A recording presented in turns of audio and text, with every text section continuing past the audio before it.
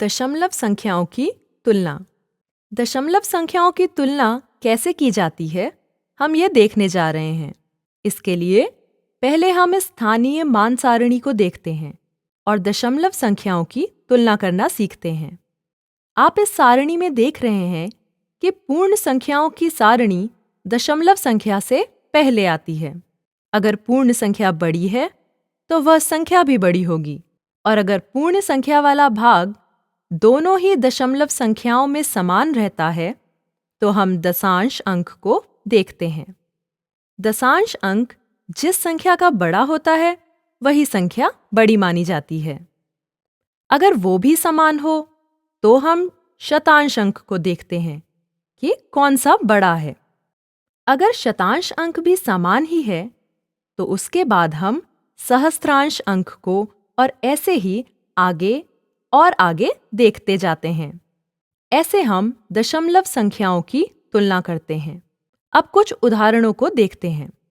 पहला उदाहरण 31.2 और 25.8 का है। इस परिस्थिति में पूर्ण संख्याओं का भाग समान नहीं है।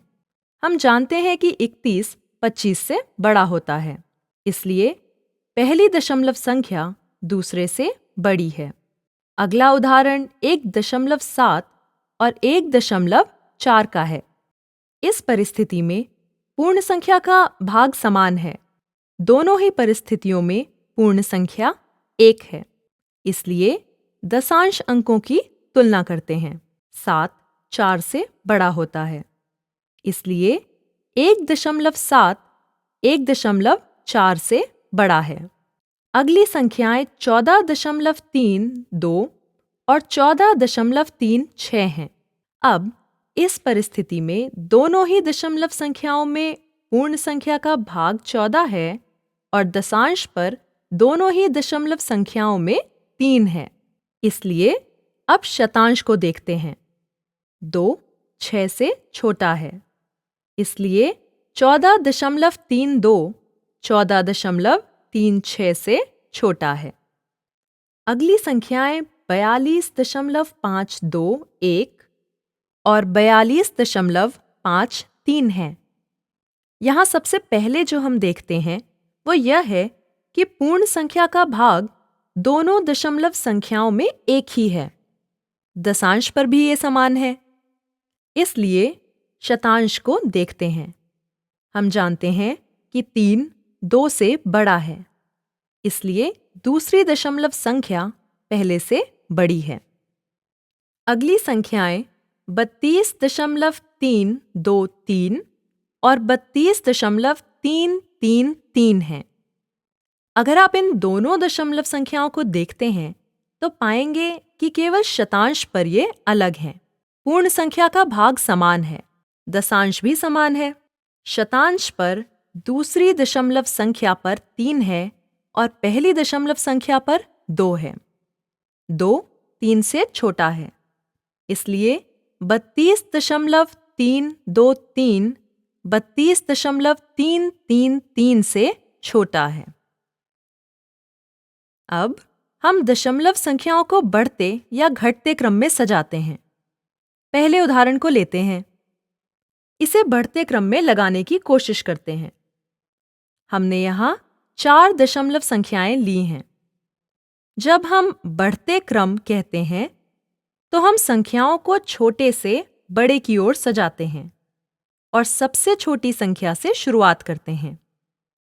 सबसे छोटी पूर्ण संख्या का भाग 2 है, लेकिन 2 पूर्ण भाग वाली यहाँ 2 दशमलव संख्याएं हैं। अगर हम दहाई स्थान को देखते हैं तो पाएंगे कि 2.2 सबसे छोटी दशमलव संख्या है, इसलिए वो सबसे पहले आएगी।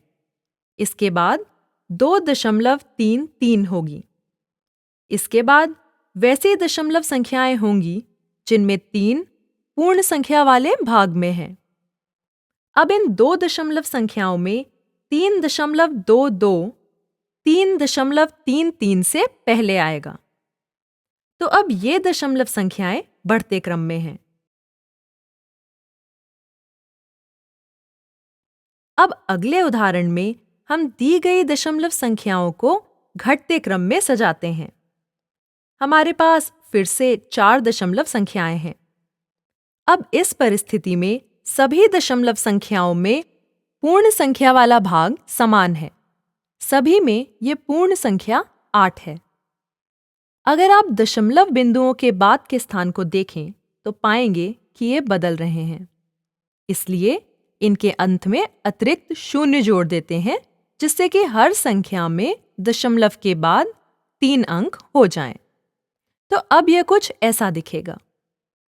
अब हमारे पास दशमलव के बाद हर संख्या के बाद 3 अंक हैं।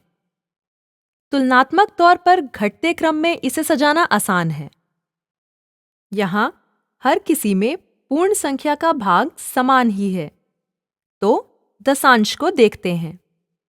केवल 8.500 में दशांश 5 है। बाकी सारी संख्याओं में दशांश 0 है। इसका मतलब हुआ कि यह सबसे बड़ी दशमलव संख्या है। इसलिए 8.500 से शुरुआत करते हैं। इसके बाद हमें शतांश देखना होगा। इसलिए अगली संख्या 8.050 होगी। इसके बाद हम हजारवें स्थान यानी कि सहस्त्रांश को देखते हैं। इसलिए अगली संख्या 8.005 होगी और अंतिम संख्या 8 या 8.000 होगी। अब ये दशमलव संख्याएं घटते क्रम में हैं।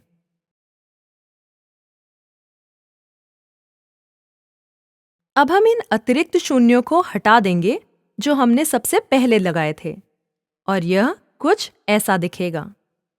8.0 की जगह इसे सिर्फ 8 भी लिखा जा सकता है।